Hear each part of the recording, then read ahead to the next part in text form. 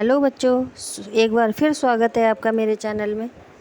चलिए ऊदय प्रसंग में आगे पढ़ते हैं। ऊधो मोहि ब्रज बिसरत नाही, वृंदावन गोकुल वन उपवन सघन कुंज की छाई। प्रात समय माता जसुमति और नंद देख सुख पावत, माखन रोटी दहियो सजायो अति हित साथ खवावत। गोपी ग्वाल वाल संग खेलत, सब दिन हसत सिरात। सूरदास धन धन ब्रजवासी, जिनसो हित जदुनाथ। चलिए अब शब्दार्थ देखते हैं। बिसरत माने भूलना, सघन माने गहन, कुंज छोटे वृक्षों का समूह, छोटे वृक्षों का जो समूह होता है उसे कुंज कहते हैं। छाही मतलब छाया। दहियो माने दही, सजायो माने सजा हुआ या सहित, हित सहित माने हित, स्नेह प्रेम, हित माने स्नेह प्रेम, ठीक है। सजा हुआ, हित स्नेह प्रेम, सिरात बीत जाना, जदुतात माने कृष्ण। प्रस्तुत पद में उद्धव ने मथुरा पहुंचकर श्री कृष्ण को वहाँ की सारी स्थिति बताई, जिसे सुनकर श्री कृष्ण भाव विभोर हो गए। इस पर वे उद्धव से अपनी मनोदशा व्यक्त करते हुए कहते हैं।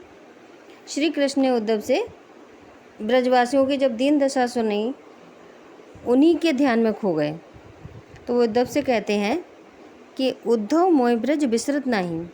हे उद्धव, मैं ब्रज को भूल नहीं पाता हूँ। श्री कृष्ण कहते हैं, हे उद्धव, मैं ब्रज को भूल नहीं पाता हूँ। वृंदावन गोकुल वन उपवन सघन कुंज की छाई। वृंदावन और गोकुल, ठीक है, वृंदावन और गोकुल के वन उपवन की सभी मुझे याद आते हैं। यानी कि जो गोकुल, वृंदावन और गोकुल के जो वन हैं, उनकी सघन मतलब जो घनी छाया थी, वो सब मुझे याद आती है। यानी कि वहाँ के घने जंगलों की कुंजों की छाया को मैं भूल नहीं पाता हूँ। प्रातः समय माता जसुमति और नंद देख सुख पावत। नंद बाबा और यशोदा मैया को देखकर मुझे जो सुख मिलता था, वो रह रहकर मुझे स्मरण हो आता है। यानी कि उसको मैं भुला नहीं पा रहा हूँ। जो मैं नंद बाबा और यशोदा मैया को देखकर जो सुख प्राप्त होता था, उसे मैं भुला नहीं पा रहा हूँ। मुझे वह रह रहकर याद आता है। माखन रोटी दहियो सजायो अतिथि साथ खवावत। वे मुझे मक्खन रोटी, भली प्रकार जमाया हुआ दही कितने प्रेम से खिलाते थे। यानी कि माता यशोदा और नंद बाबा मुझे मक्खन रोटी और अच्छे से जमा हुआ दही बहुत ही ज़्यादा प्यार से खिलाते थे। गोपी ग्वाल वाल संग खेलत, सब दिन हंसत सिरात। अब ब्रज की गोपियों और ग्वाल वालों के साथ खेलते हुए मेरे सभी दिन हंसते हुए बीता करते थे। ये सभी बातें मुझे बहुत याद आती हैं। सूरदास जी कहते हैं, सूरदास धन धन ब्रजवासी, जिनसो हित जदुदात। सूरदास जी कहते हैं कि ब्रजवासियों को धन्य है। ब्रजवासी कैसे हैं? धन्य हैं।